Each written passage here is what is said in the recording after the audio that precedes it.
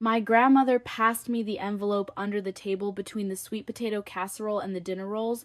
Nobody saw it. Not my mother, who was refereeing an argument between my aunt and uncle about Thanksgiving travel plans. Not my father, who was trying to convince my little brother to stop feeding scraps to the dog under the table. She looked at me, her eyes normally warm and soft, now filled with a sharp, terrifying intensity I had never seen before. Have you ever discovered a massive secret about someone you thought you knew perfectly? Drop a comment and let me know your story down below. I'd love to know who's part of our community. I excused myself to the bathroom, clutching the thick envelope against my ribs.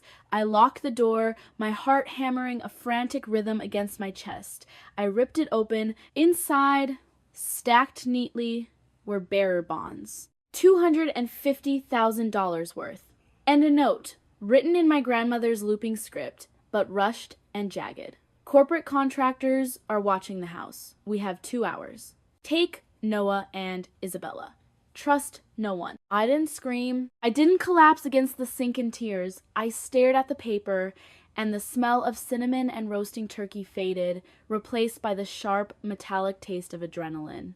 This wasn't a joke. My grandmother, Patricia, the woman who baked cookies for church bake sales and knitted sweaters for every new baby in the family, was telling me we were being hunted by mercenaries. My mind went terrifyingly clear. I slipped the bonds and the note back into the envelope, tucked it securely into my waistband, and walked back into the dining room. My family was still arguing about who made the best cranberry sauce. I walked over to Noah, my husband, and leaned down, whispering in his ear, "We are leaving right now. Grab Isabella.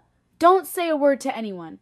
He looked at me, saw the expression on my face, and didn't hesitate. He picked up our 5-year-old daughter, who was happily coloring on the floor, and we slipped out the back door. The cold Wyoming air hit my face, a stark contrast to the warmth we were leaving behind. We got into the car, Noah driving, me in the passenger seat, Isabella already dozing off in the back. I had whispered to Isabella that we were going on a special midnight adventure, and she had drifted off, trusting us completely. As we pulled out of the driveway, I saw a black SUV parked down the street, its headlights off, a single figure sitting in the driver's seat.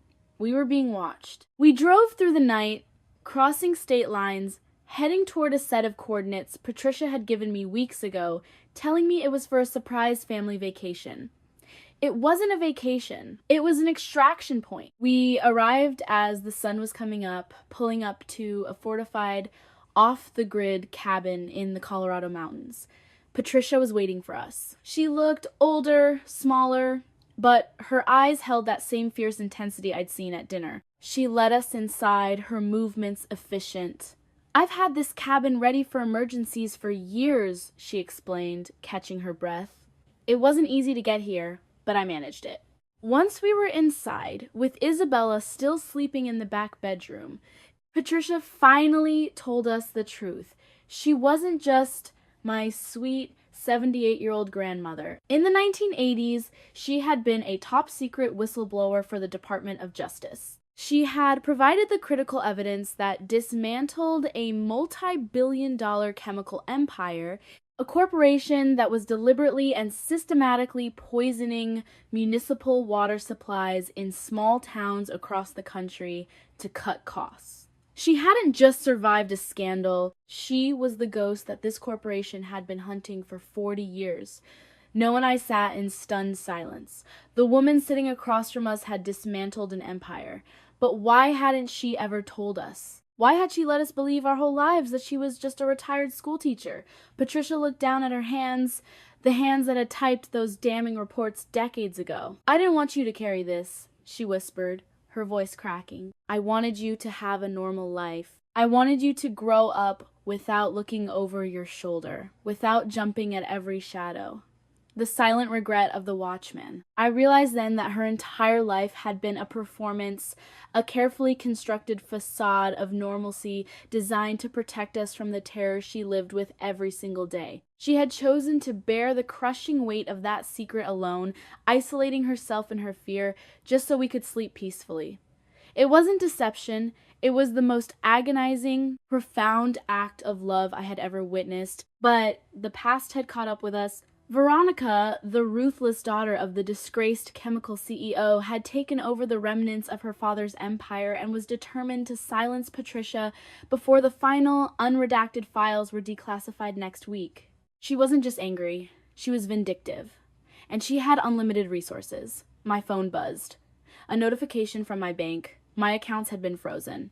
All of them. Not a typical glitch, but a security freeze triggered by a federal flag on my social security number, likely linked to the suspicious traffic the mercenaries were creating. Then, my work email chimed, a terse message from Human Resources stating I had been suspended indefinitely, effective immediately, pending an investigation into irregularities. My credentials had been flagged for unauthorized access to the company's internal financial server, a setup, no doubt, designed to cut me off from my digital lifeline. I turned on the television in the cabin, flipping through the news channels until I saw it. Breaking news out of our small town in Wyoming. A massive gas leak had been reported in our neighborhood. Entire streets were being evacuated. Helicopter footage showed a swarm of unmarked vehicles and men in tactical gear swarming my house.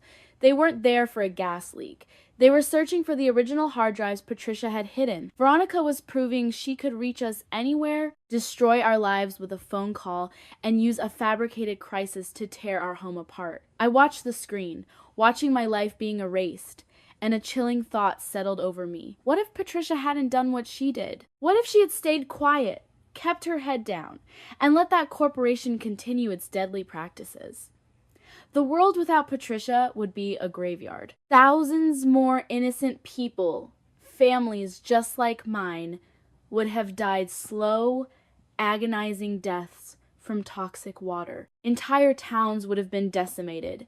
My grandmother hadn't just saved herself, she had saved countless lives. And now, she was paying the price for that heroism. The danger we were facing was terrifying, but looking at Patricia, I knew it was justified. She had stood up against a monster, and now it was my turn to stand with her. I couldn't just sit in this cabin and wait for them to find us.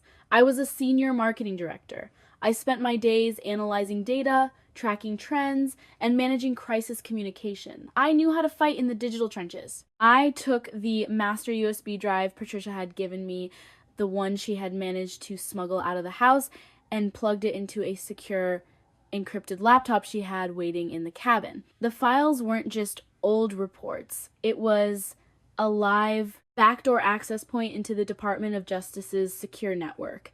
I bypassed the panic that wanted to paralyze me and shifted into clinical professional mode. I wasn't just a terrified mother anymore. I was my grandmother's daughter, and I was going to finish the war she started. My hands were shaking so hard I could barely type, but the thought of my daughter's safety forced my focus to sharpen into cold, hard logic. I initiated a secure line to Patricia's old DOJ handlers, the ones she had trusted all those years ago. I also contacted my own legal counsel, a brilliant corporate lawyer who knew how to navigate these muddy waters. I started coordinating a massive cyber counter-offensive, pulling together the evidence Patricia had gathered and preparing to expose Veronica's current operations. We were going to hit them where it hurt. Their public image, their financial networks, their very existence. As I decrypted the financial files on the drive, looking for the source of the dark money Veronica was using to fund her mercenaries, the truth hit me like a physical blow. The money wasn't coming from shell companies or offshore accounts. It was being systematically laundered through the exact marketing firm where I worked, the firm I had dedicated the last 6 years of my life to.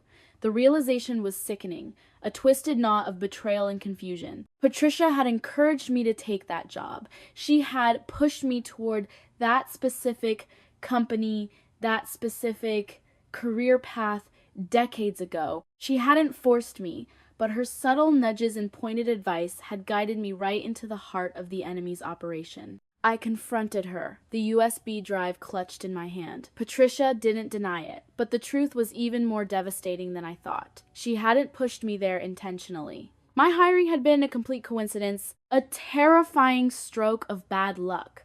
But when Patricia discovered the connection a few months ago, she realized the enemy was right next to me. Instead of panicking and pulling me out, which would have tipped them off, she had remotely partitioned my laptop's secure drive, embedding a dormant encrypted listener into the cloud syncing protocol of my work files. She had secretly turned me into a passive surveillance node, a digital Trojan horse, harvesting metadata from their internal communications without ever triggering their firewalls.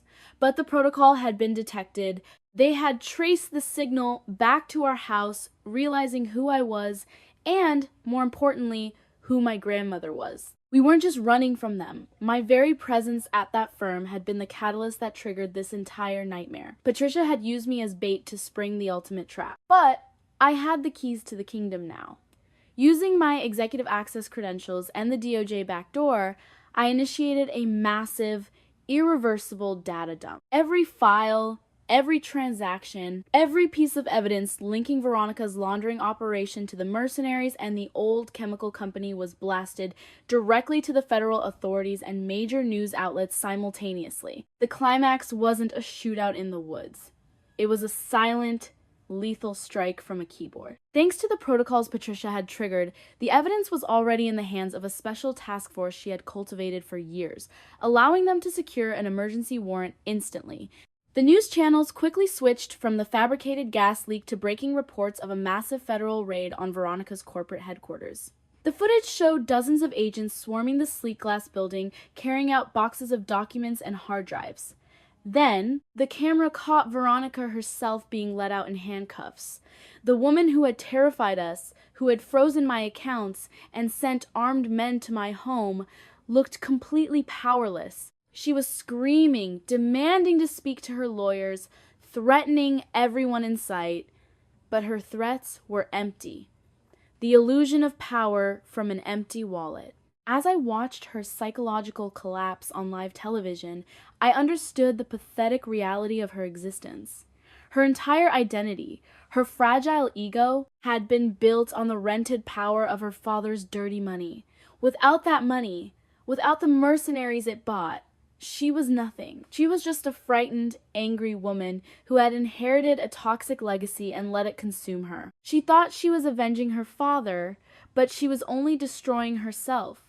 The generational threat was over. The dust finally settled. The Department of Justice provided us with full protection and new identities. We relocated to a quiet town on the coast, far away from the shadows of the past. Patricia moved in with us. For the first time in 40 years, I saw my grandmother sleep peacefully. The constant tension in her shoulders finally relaxed.